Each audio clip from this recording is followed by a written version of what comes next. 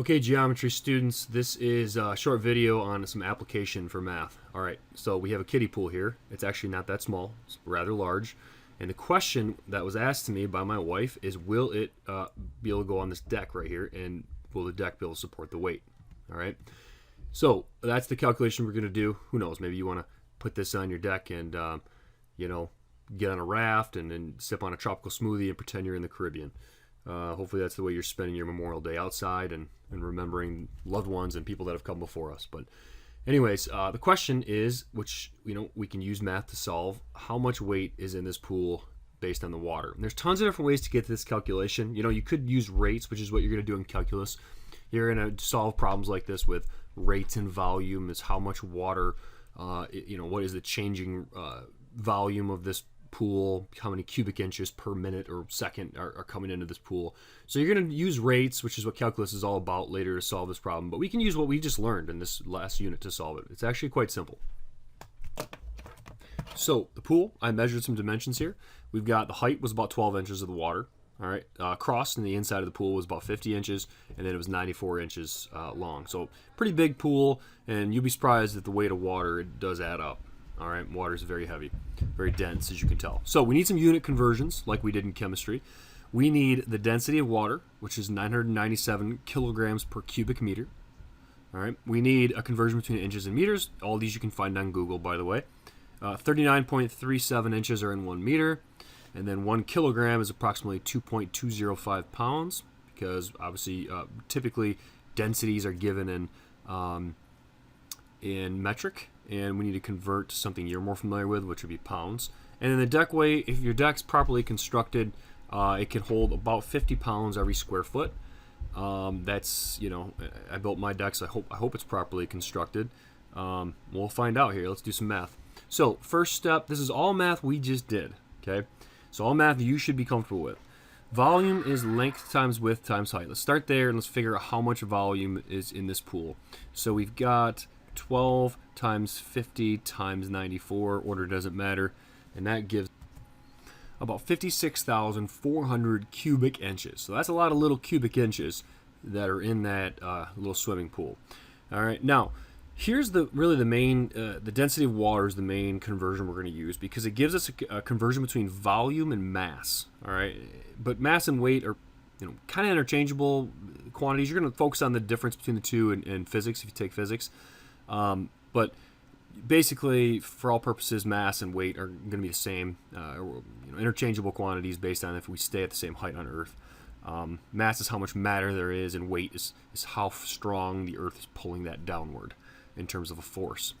So let's do this conversion, but we first need to get meters. We need to get this into cubic meters, and this is what we just learned. All right, if we multiply this by, we've got the conversion between 39.37 inches and meters. So obviously I need 1 meter over 39.37 inches. The problem is only one of those inches cancel with one of these, leaving 2 left over. So what we learned is you actually have to cube this quantity when you convert between volume. All right, so that is key. When you're converting, just because we know 1 meter is equal to 39.37 inches, it turns out that 1 cubic meter is equal to 39.37 cubic inches. All right. So let me quickly do that for you, 56,400, and I'm going to multiply by, I'm just going to put this in parentheses and do the alpha fraction just so it looks nice and pretty like it is on my paper.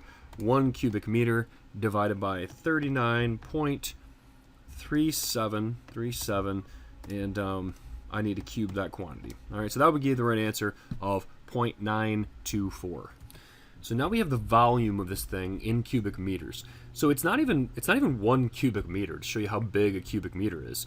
There's 56,400 cubic inches, but it's not even 1 cubic meter. All right. So now that we have that cubic meter, now we can just multiply by the density, 997 kilograms per cubic meter, and that way the cubic meters will cancel, and now we'll be in kilograms. So now we'll have the actual mass of all the water that we put in the swimming pool. So times 997. All right, that gives you 921.46 kilograms. All right, now the question becomes, how many pounds is that? Because kilograms is a quantity of mass, and it's used in most of the world, all except for America, pretty much. So we need to get this into pounds, something we're more familiar with. That's how we measure weight. All right. Here's the conversion there. So we're going to take 921.46 and we're going to multiply, and that's the units on that are kilograms. So we'll multiply 2.205 pounds per 1 kilogram. That way the kilograms cancel, and now we're in pounds. So that gives us 2,031.83 pounds. That's about 1 ton. A ton is 2,000 pounds. So there's about 1 ton of water in this kiddie pool. So water adds up in weight, as you see here. All right, so the question is, can the deck support it? All right, now the deck that I have is 14 by 14 feet. All right, and since we have square feet here for our conversion of how much weight a deck can hold, that's what I need to do first. I need to do 14 feet times 14 feet, which gives us 196 square feet for the area on my deck. So now we're going to use this unit conversion and just multiply by 50 pounds per 1 square foot. The square feet will cancel, and we get so 196 times 50 gives you 9,800. So 9,800 pounds is what the deck can approximately hold. And actually, this is a false comparison right here. So when we look at this 14 by 14, that's not actually what we should use, because that's if the water was spread out evenly across the deck, right? All the water was spread out in this 14 by 14 area, which it's not, right? The water is acting straight downward from the base of this pool only. So really the area that we need to look at as being the area that we're talking about when we look at this conversion between the safe deck weight is 50 pounds per square foot, or I shouldn't even say safe, I should say maximum weight at best per square area here, or per area. We need to look at this area, the area from the bottom, not the area for the whole deck. All right, that's a huge mistake that I just made. So let's take a look at that real quick. So the base of the deck is 94 inches by 50 inches, which comes out to 4,700 square inches. Now that our area, safe area, is rated for pounds per square foot and not square inches. So we do need to get in square feet. So the question is, we know that 12 inches is equivalent to 1 foot, but we do need to square this, right? Because we want square feet and we want the square inches to cancel. So square this, multiply 4,700, or divide 4,700 by 12 squared, and you get about 32.6 for, let's say, and that's square feet. All right, now we can look at this safe rating. So let's multiply by 50 divided by square feet. So the square feet cancel, and this gives us the pounds that we can safely put on that limited area that's just underneath the pool, which is 1,631.9 pounds. So that is the safe amount of weight that we can put, not even safe, that's the maximum amount of weight that we can put on just the little area that's underneath the pool here. All right, that's the maximum weight we can put on just that little area. Okay, we came out to a total weight of 2,031.